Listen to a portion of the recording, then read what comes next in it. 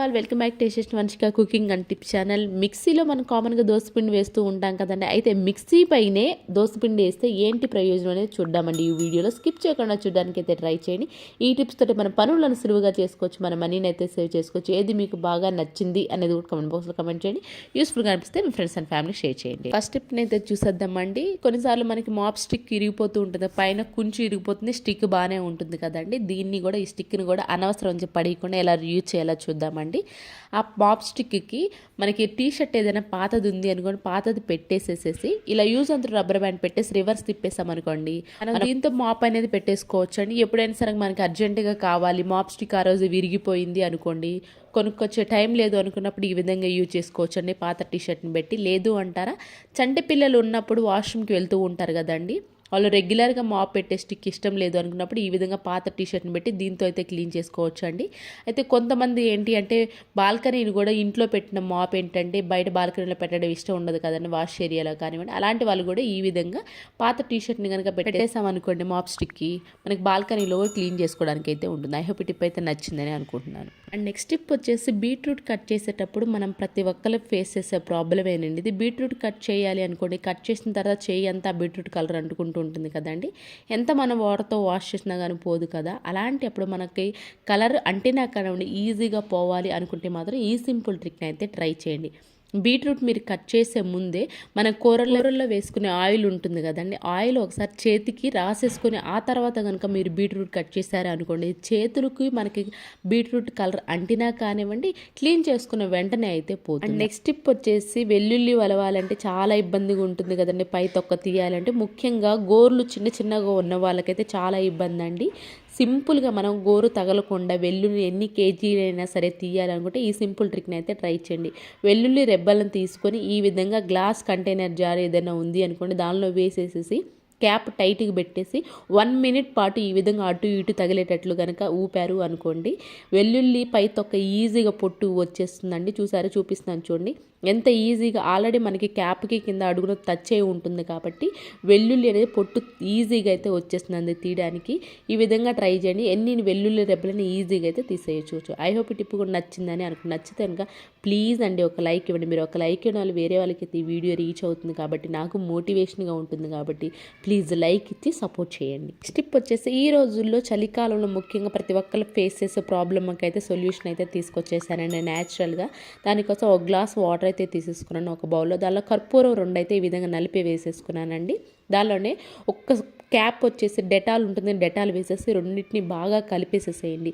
దేనికి ఉపయోగిస్తామంటున్నారు, ఈ చలికాలంలో బూజు అలాగే సన్న పురుగులు ఉంటాయి కదండి, అవి అయితే ఎక్కువ అయిపోతూ ఉంటాయి కదా. ఎలాంటి కెమికల్స్ వాడకుండా న్యాచురల్గా ఈ విధంగా కనుక మనం తయారు చేసుకున్న దాన్ని తీసుకెళ్ళి, మనకు బూజు ఎక్కువ సాలి పురుగులు ఉండటం వల్ల వస్తూ ఉంటాయి, కార్నర్స్లో ఎక్కువ ఉంటాయి కదా, ఈ కార్నర్స్లో కనుక ఈ విధంగా పాత క్లాత్ పెట్టి అప్లై చేసేసాము అనుకోండి, మనకి ఆ కార్నర్స్లో బూజు అనేది పట్టకుండా ఉంటుంది. అట్ ద సేమ్ టైం సన్న పురుగులు ఉంటాయి కదండి, ఇదే లిక్విడ్ ఒక స్ప్రే బాటిల్లో కనుక వేసేసుకొని సన్న పురుగులు ఉండే ప్లేస్లో కనుక స్ప్రే చేసాము అనుకోండి, ఆ సన్న పురుగులు రాకుండా ఉంటాయి. అట్ ద సేమ్ టైం మన బూజు కూడా పట్టకుండా అయితే ఉంటుంది. ఐ హోప్ ఇది కూడా నచ్చిందని. నచ్చితే కనుక ప్లీజ్ మీకు ఏది బాగా నచ్చింది అనేది కూడా కమెంట్ బాక్స్లో కమెంట్ చేయండి. అండ్ నెక్స్ట్ టిప్ వచ్చేసి సోప్ వాడేసుకున్న తర్వాత సోప్ బాక్స్లో అనవసరం నుంచి పడేస్తూ ఉంటాం కదండి. అయితే దీన్ని ఇప్పుడు రీయూజ్ ఎలా చేయాలో చూద్దామండి. సాక్స్లు ఉంటాయి కదండి, డైలీ వేసుకోవడం వల్ల, ముఖ్యంగా స్కూల్కి వెళ్ళే పిల్లలు డైలీ వేసుకోవడం వల్ల సాక్స్లు కొంచెం స్మెల్ అయితే వస్తూ ఉంటాయి కదండి. అలాంటి స్మెల్ ఎక్కువగా వస్తున్నప్పుడు సోప్ బాక్స్లో కనుక పెట్టేసి ఉంచామనుకోండి, వాష్ చేసిన తర్వాత ఆ స్మెల్ అనేది కొంచెం అయితే కంట్రోల్ అయితే అవుతుంది. ఇలాంటి టిప్స్ మన ఛానల్లో బోల్డ్ ఉన్నాయండి, అనవసరమైందని అలా యూజ్ చేసుకోవాలని. ప్లీజ్ ప్రీవియస్ వీడియోస్లోకి వెళ్ళి చూసి మీకు నచ్చితే సబ్స్క్రైబ్ చేసుకోండి. అండ్ నెక్స్ట్ టిప్ వచ్చేసి దోశ పిండి కానివ్వండి, లేదు అంటారా ఇడ్లీ పిండి కానివ్వండి, ఒక చిన్న స్పూన్ అయితే తీసేసుకోవాలండి. దీనిలో మనకి విమ్ లిక్విడ్ ఉంటే విమ్ లిక్విడ్ వేసుకోవచ్చు అండి. లేదు అంటారు విమ్ లిక్విడ్ వాళ్ళు లేని వాళ్ళు ఎవరు ఉన్నారంటే సర్ఫ్ ఉంటుంది కదండి, నేను ఇక్కడ సర్ఫ్తోనే వేసి చూపిస్తాను అండి. ఒక చిన్న స్పూన్ సర్ఫ్ అయితే వేసేసుకోండి. నేను చెప్పే ప్రతి ఒక్క టిప్పు కూడా మ్యాక్సిమం న్యాచురల్గా చేస్తూ ఉంటాను. అట్ ద సేమ్ టైం ప్రతి ఒక్కరికి అవైలబుల్లో ఉండేటట్లు చేస్తూ ఉంటాను. అండ్ అలానే నాకు పర్సనల్గా నచ్చింది, పర్ఫెక్ట్గా వర్క్ అయింది మాత్రమే చెప్తూ ఉంటానండి. ఖచ్చితంగా ఇది అయితే నాకు చాలా బాగా పర్సనల్గా నచ్చింది కాబట్టి మీకు చూపిస్తున్నాను చూడండి. మన బాత్రూమ్ లోపల ఇలాంటి ఫ్లవర్ డిజైన్ మగ్స్ ఉంటాయి కదండి, మనం క్లీన్ చేసుకునేటప్పుడు మామూలు స్టీల్ స్క్రబ్బర్తో క్లీన్ చేసుకుంటూ ఉంటాం కదా, మనకి మురికి అనేది త్వరగా పోవాలని చెప్పేసి దానివల్ల ఏంటంటే ఎంత ఇష్టంగా తీసుకొచ్చుకునే ఫ్లవర్స్ అనేవి స్టీల్ స్క్రబ్బర్తో వేసి రుద్దడం వల్ల ఫ్లవర్ డిజైన్ పోతుంది కదండి. అయితే మనకి ఫ్లవర్ డిజైన్ అనేది పోకూడదు, మగ్గు అనేది చాలా నీట్గా అవ్వాలి. మగ్గు కానివ్వండి, బాత్రూమ్ లోపల ఉన్న బకెట్ కానివ్వండి, నీట్గా క్లీన్ అవ్వాలని ఎవరైనా ఉన్నారు అని ఉంటే మాత్రం ఈ విధంగా ఇడ్లీ పిండి కానీ దోశ పిండిలో కానివ్వండి సర్ఫ్ వేసి కనుక మామూలు గ్రీన్ స్క్రబ్బర్ అండి, ఎక్కువసేపు రుద్దాల్సిన అవసరమే లేదు. క్లీన్ చేసుకున్నామనుకోండి, ఈ కార్నర్స్ ఏదైతే ఉందో ఆ కార్నర్స్లో పాత బ్రష్తో కనుక క్లీన్ చేసుకున్నామంటే నేను చూపిస్తున్నాను ఆఫ్టర్ చూడండి ఎంత నీట్గా అయితే క్లీన్ అయిపోతుందో. ఎక్కువసేపు మన చేతులు నొప్పు పుట్టేటట్లు రుద్దకుండా స్టీల్ స్క్రబ్బర్ వాడకుండా బకెట్ల పైన కానివ్వండి లేదంటే మగ్గుల పైన కానివ్వండి ఫ్లవర్ డిజైన్ ఏదో పోకుండా మన ప్రతి వస్తువు నీట్గా క్లీన్ అవ్వాలి అనుకుంటే మాత్రం ఈ విధంగా ట్రై చేయండి. నాకు స్టార్టింగ్లో తెలియక ఈ టిప్పు తెలియక నేను స్టీల్ స్క్రబ్బర్ పెట్టి రుద్దేశానండి, సో ఆ ఫ్లవర్ అంతా డిజైన్ పోయింది. ఈ టిప్పు తెలిసిన తర్వాత నేను ప్రతిసారి కూడా ఈ విధంగా ఇడ్లీ పిండితో కానీ ఎంతో కొంచెమే సరిపోతుంది, ఎక్కువ కూడా అవసరం లేదండి. ట్రై చేయండి, మీకు ఖచ్చితంగా వర్క్ అవుతుంది. అండ్ నెక్స్ట్ టిప్ వచ్చేసి మన కిచెన్లో ప్రతిరోజు వాడుకునే వస్తువులు ఇది కూడా ఖచ్చితంగా ఫస్ట్ ప్లేస్లో అయితే ఉంటుందండి. మిక్సీని ప్రతిరోజు వాడుకుంటూ ఉంటాం కదండి, అయితే ఇది 1 ఇయర్ 2 ఇయర్స్ వాడాం కదా, మళ్ళీ ఇయర్స్ వాడుతూనే ఉంటాం కదండి. అయితే దీన్ని పర్ఫెక్ట్గా ఎలా క్లీన్ చేసుకోవాలి, ఈ సంక్రాంతి కనుక మన ప్రతి వస్తువు కొత్తగా ఉండాలి అనుకునే వాళ్ళు ఎవరైనా ఉన్నారు అనుకుంటే మాత్రం ఈ విధంగా ట్రై చేయండి. మీకు మిక్సీ ముందు చూడండి ఎంత మురికిగా ఉందో, ఎంత డల్ షేడ్లో మీరు క్లీన్ చేసిన తర్వాత చూపిస్తున్నాను చూడండి ఎంత కొత్తగా అయితే మెరిసిపోతుందని. ముందుగానే తయారు చేసుకున్నాం కదా దోశ బ్యాటర్లో సర్ఫ్ వేసుకునేది, దాన్ని స్క్రబ్బర్ మురికి ఎక్కువగా ఉందో ఆ ప్లేస్లో ఎక్కువ కొంచెం రుద్దేసేసేయండి. స్టీల్ స్క్రబ్బర్ కూడా అవసరం లేదండి, గ్రీన్ స్క్రబ్బర్తో చాలా నీట్గా అయితే క్లీన్ అయిపోతుంది. గ్రీన్ స్క్రబ్బర్తో మొత్తం అప్లై చేసేసి బాగా రుద్దేసేయండి. ఆ తర్వాత కొంచెం తడి చేసుకుంటూ స్పాంజ్ ఉంటుంది కదా, ఎక్కువ వాటర్ కూడా పోయాల్సిన అవసరం లేదండి. దీనికి స్పాంజ్కి కొంచెం వాటర్ తీసుకుంటూ ఈ విధంగా ఎక్కడైతే మనకి సర్ఫ్ కనుక పిండి కనుక ఉంది అనుకోండి దాన్ని మొత్తం నీట్గా క్లీన్ చేసుకున్న తర్వాత పొడి క్లాత్ పాతది ఏదైనా ఉందనుకోండి ఆ పాత క్లాత్తో కూడా తుడిచేసారనుకోండి, చూపిస్తున్నాను చూడండి ఎంత నీట్గా అయితే ఉందో, చాలా నీట్గా క్లీన్ అయిపోతుందండి. ఎక్కువసేపు రుద్దాల్సిన అవసరం లేదు. ఎట్ ద సేమ్ టైం కొత్త లుక్ లాగా అనిపిస్తుంది. చూడండి బిఫోర్ చూడండి ఆఫ్టర్ చూడండి ఎంత డిఫరెన్స్ అయితే ఉందో.